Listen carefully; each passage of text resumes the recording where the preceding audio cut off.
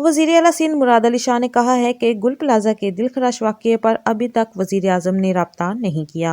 गुल प्लाजा आतिशज़दगी का वाक़या अफसोसनाक है। आतिशज़दी के वाक़ये में कीमती जानें ज़ाया हुईं। वाक़ये में एक फायर फाइटर और 5 शहरी जाँ बहक हुए। इब्तदाई मालूमात के मुताबिक शॉर्ट सर्किट के बाइस आग लगी। प्लाजा में 1000 से ज़ायद दुकानें थीं। 58 से ज़ायद अफराद लापता हैं। इमदादी कामों का सिलसिला जारी है।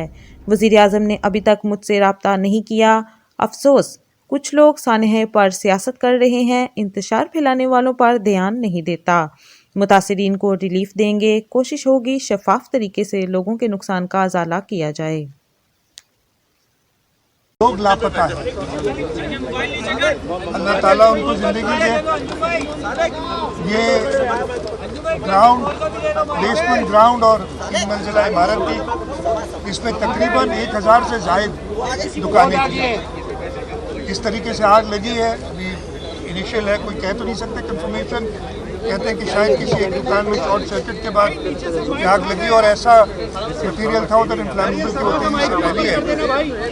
और जो हमारे फायर फाइटर्स थे उनको जगह नहीं मिल रही थी अंदर जाने की, जिसकी वजह से और नुकसानात हुए।